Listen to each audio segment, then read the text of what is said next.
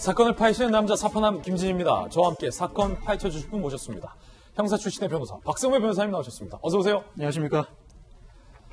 지난 1년간 코로나19 때문에 우리 국민들 많이 힘드셨습니다. 그런데 오늘 2020년의 마지막 사파남 코로나19 시국 속의 천태만상을 특집으로 준비했습니다. 2021년 사파남에서는 이런 천태만상 더 이상 없어야 될 텐데요.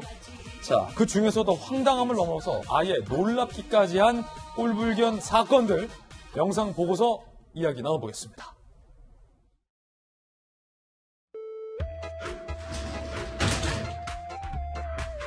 도심공원 벤치에 맥주를 마시고 있습니다. 편의점과 마트에서 술을 사와 마시는 겁니다. 집에 가지 않고 지하상가 계단에서 술 마시는 모습도 지인끼리 모이는 파티룸은 연말까지 주말 예약이 다 찼습니다.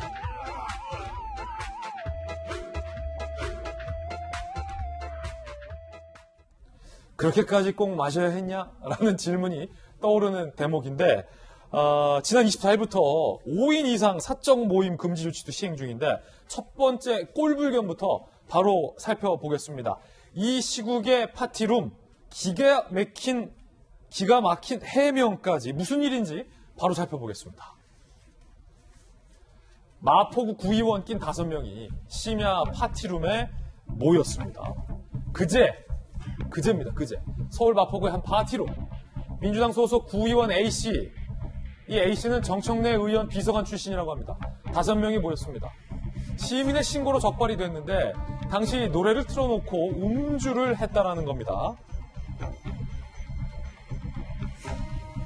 출동해서 적발이 되자 이 구의원 A씨는요.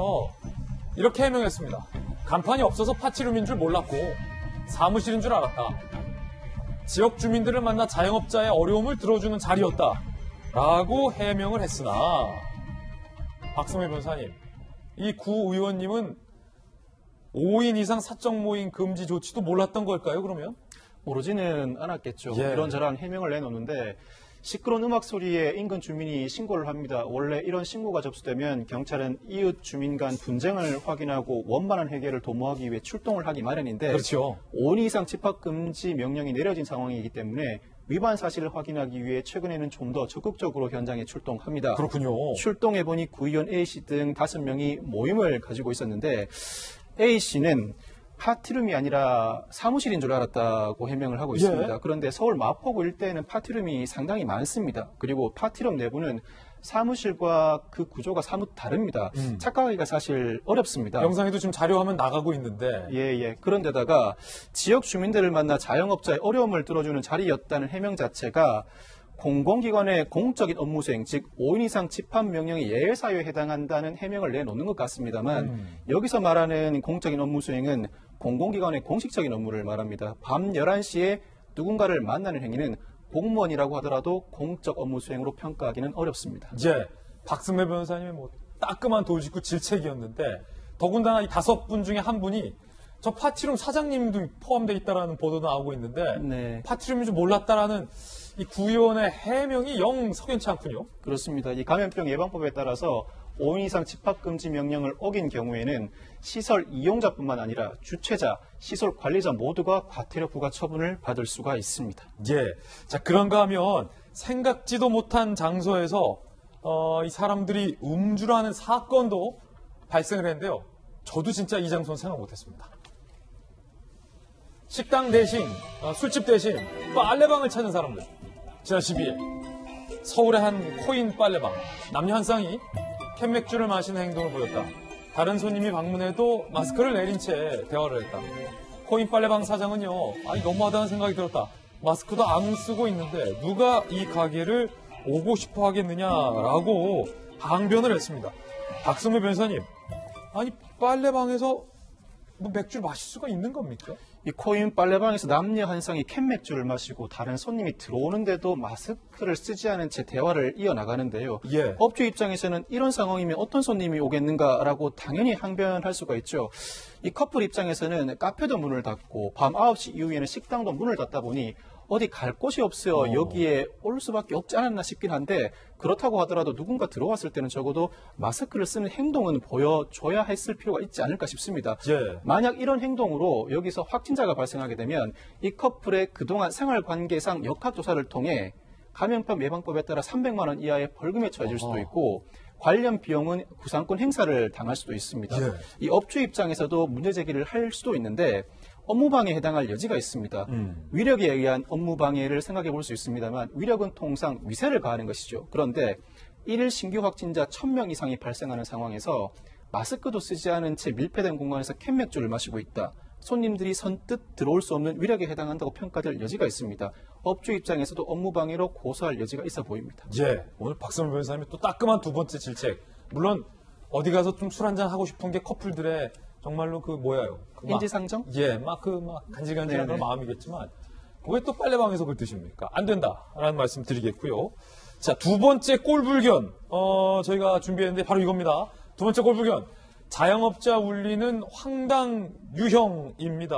첫 번째 황당 유형 바로 살펴보겠습니다. 바로 위장형입니다. 자, 화면을 보면 배달 기사로 위장해서 포장된 음식을 집어가는 사고가 빈번하게 발생하고 있어서 주의를 당부한다는 메시지 내용인데요. 저희와 연관 없는 배달 기사가 위장하고 픽업해서 음식 들고 날릅니다. 뭐 그런 겁니다.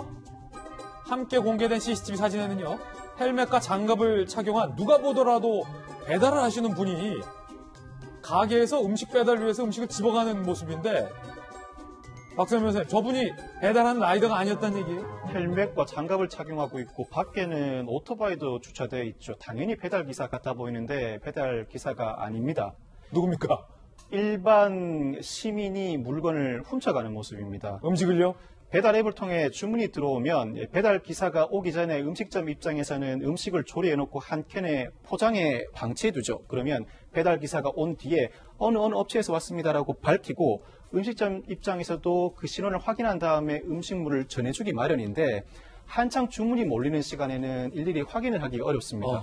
헬멧과 장갑을 쓰고 오토바이를 타고 오니 당연히 배달기사라고 착각한 음식점 업체로부터 이 물건을 그냥 가져가는 겁니다.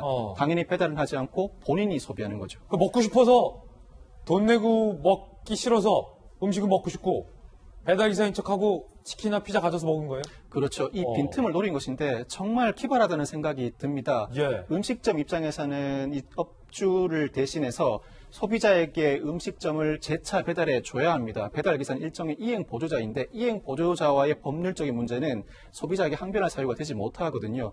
만약 이 배달기사로 가장한 사람이 한창 바쁜 시간에 음식점이 인지하지 못한 상황에서 그냥 가져갔다면 절도가 되는 것이고 당연히 배달기사로 착오한 음식점을 속여서 가져갔다면 사기가 되는 것이고 어떤 형태로든 형사처벌은 받을 수밖에 없습니다. 위장형이었는데 두 번째 꼴불견 유형이 있다고 합니다. 함께 보시죠. 바로 상전형입니다.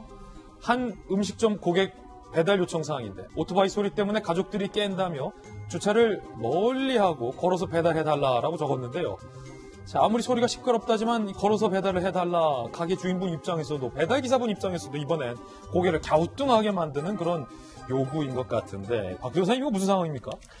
이러한 진상 고객들이 많이 늘어나고 있습니다. 코로나19 사태로 배달앱 주문이 많이 늘어나면서 배달 주문이 매출 전체로 직결되는 실정입니다. 이렇다 보니까 고객의 리뷰와 평점이 더더욱 중요해질 수밖에 없죠. 예. 이런 상황을 이용해서 일부 사람들은 자신을 맛집 블로거라고 소개하면서 음식 양을 더 많이 달라, 음식 값을 깎아달라고 요구하기도 하고 일부 소비자들은 배달해 오면서 생수 10개만 가지고 와달라. 신분까지. 담배 한 갑도 가지고 와달라고 예. 합니다. 안 들어주면 리뷰와 별점 테러를 하겠다고 하니 음식점 입장에서는 달래면서도 이들의 요구를 들어줄 수밖에 없는 실정이죠. 참 안 그래도 자영업자들 힘든데 배달부인 척 사기치고 또 이렇게 또 갑질해서는 안 된다는 생각 듭니다. 세 번째 꼴불견.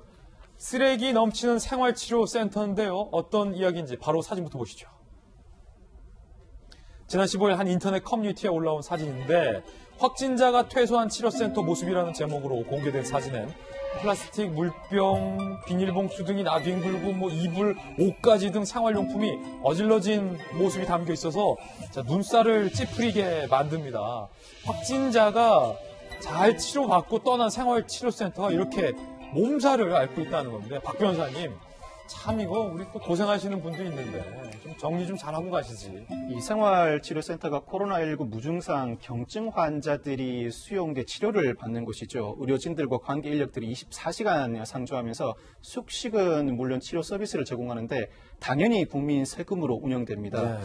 이 입소자 수칙상으로는 음식물 등 생활 쓰레기는 의료 폐기물 전용 봉투에 넣어서 플라스틱 통에 담아서 매일 밖으로 내보내야 됩니다. 이런 방역 수칙 준수는커녕 일반 숙박시설 이용 시에 정리정돈 수준에도 치지 못하는 행동을 보여주고 있는데, 안 그래도 생활치료센터 병상 확보 어려움에다 업무 폭주로 어려움을 겪고 계신 의료진들, 관계자들을 정말 힘들게 하는 몰지각한 행동입니다. 오늘 사파는 박선배 변호사님과 함께 사건 풀어봤습니다. 감사합니다. 감사합니다. 저희들은 6초 광고 후에 돌아오겠습니다. 잠시 후에 뵙죠.